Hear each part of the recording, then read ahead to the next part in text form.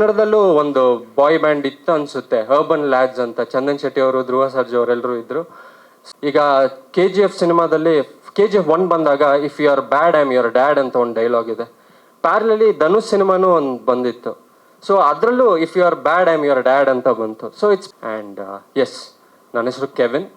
So K-pop ಅಂತ ಯಾಕೆ ಇಟ್ವಿ ಅಂದರೆ, ಈಗ K-pop is nothing but Korean pop. ಇದು ತುಂಬ ಡಿಕೋಡ್ ಮಾಡುವಂಥದ್ದು ಏನೂ ಇಲ್ಲ. ಗೂಗಲಲ್ಲಿ ಹೊಡೆದ್ರೆ ಅವ್ರದ್ದು ಪ್ರಿಫರ್ಡ್ ಲ್ಯಾಂಗ್ವೇಜಲ್ಲೇ ಬಂದ್ಬಿಡುತ್ತೆ ವಾಟ್ ಇಸ್ K-pop ಅಂತ. ಸೊ ಈ late 90s early 2000 back street boys ತುಂಬ ಪಾಪ್ಯುಲರ್ ಆಗಿತ್ತು, ಆ ಬಾಯ್ ಬ್ಯಾಂಡ್. ಸೊ ನಮ್ಮ ಕನ್ನಡದಲ್ಲೂ ಒಂದು ಬಾಯ್ ಬ್ಯಾಂಡ್ ಇತ್ತು ಅನ್ಸುತ್ತೆ, ಹರ್ಬನ್ ಲ್ಯಾಡ್ಸ್ ಅಂತ. ಚಂದನ್ ಶೆಟ್ಟಿ ಅವರು, ಧ್ರುವ ಸರ್ಜಾ ಅವರೆಲ್ಲರೂ ಇದ್ರು. ಸೊ ಈಗ before lockdown, like 2-3 years back or on after lockdown, ಈ K-pop ಅನ್ನೋದು ಸಿಕ್ಕಾಪಟ್ಟೆ ವೈರಲ್ ಆಯಿತು.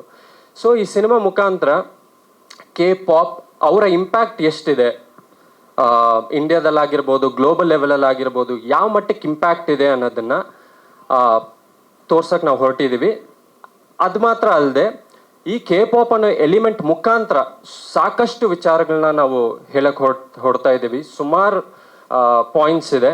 ಅದರಲ್ಲಿ ಲೈಫಲ್ಲಿ ಬೇಕಾಗಿರೋ 2 ಇಂಪಾರ್ಟೆಂಟ್ ಪಾಯಿಂಟ್ಸ್ನ ಈ ಸಿನಿಮಾದಲ್ಲಿ ಹೇಳಕ್ಕೆ ಹೋಗ್ತಾ ಇದ್ವಿ. ನಮ್ಮ ಡೇ ಟು ಡೇ ಲೈಫಲ್ಲಿ ಆನ್ ಅ ಡೈಲಿ ಬೇಸಿಸ್ ಒಬ್ಬ ಮನುಷ್ಯ ಮಾಡಬೇಕಾಗಿರೋ ಈ 2 ವಿಚಾರ ತುಂಬ important. But we fail to do it, we fail to implement it in our lives. So ಅದನ್ನು ಹೇಳಕ್ಕೆ ಹೋಗ್ತಾ ಇದ್ದೀವಿ.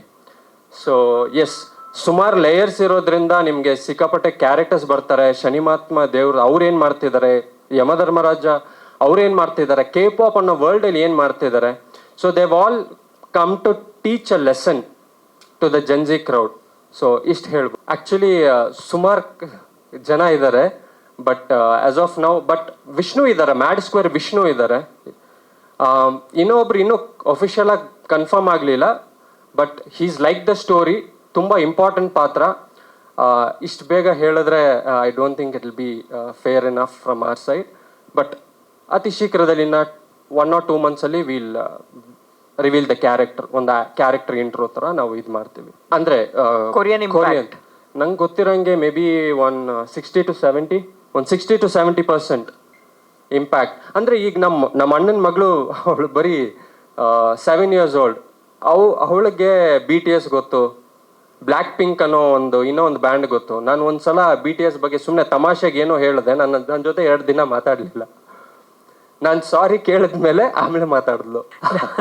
ಓಕೆ, ಹೌದು ಸರ್. ಅದು ಆ್ಯಕ್ಚುಲಿ ಬ್ರೀಫಾಗಿ ಹೇಳಬೇಕಂದ್ರೆ ಒಂದು ಡ್ರೀಮ್ ವರ್ಲ್ಡ್ ನಡೆಯುವಂಥ ಒಂದು ಕತೆ. ಆ್ಯಕ್ಚುಲಿ ನಮಗೆ ಒಂದು 70 to 80% first half almost dream ವರ್ಲ್ಡಲ್ಲೇ ನಡೆಯುತ್ತೆ. ಅದರಲ್ಲಿ ಆ 60 days ಟಾಸ್ಕ್ ತುಂಬ ಇಂಪಾರ್ಟೆಂಟ್ ಆಗುತ್ತೆ. ಅದನ್ನು ಇನ್ ಡೀಟೇಲ್ ಆಗಿ ಈಗ ಹೇಳೋಕ್ಕಾಗಲ್ಲ. ಬಟ್ ಸಿನಿಮಾ ನೋಡಿದಾಗ ಆ 60 days ಯಾಕೆ ಅಷ್ಟು ಇಂಪಾರ್ಟೆಂಟ್, ಈ K-pop ಕಲ್ಚರ್ ಆ 60 days ಏನು ಹೇಳಕ್ಕೆ ಹೋಗ್ತಾ ಇದ್ದೀವಿ, ಜೊತೆಗೆ it has a strong message. ನೀವು ಒಂದು ಶಾರ್ಟಲ್ಲಿ ನೀವು ಅಬ್ಸರ್ವ್ ಮಾಡಿರ್ಬೋದು, ಇವ್ರ ಕಾಟ ತಡೆಯೋಕ್ಕಾಗ್ತಲ್ಲ, ಸೂಸೈಡ್ ಮಾಡ್ಕೊಬಿಡೋಣ ಅಂತ ಒಂದಿದೆ. So that suicide is like a key word for the film. So ಆ 60 days task is something related to that. Actually ನನ್ನ ಪ್ರೊಡ್ಯೂಸರ್ಗೆ 1.5 year. Yes sir, I understood.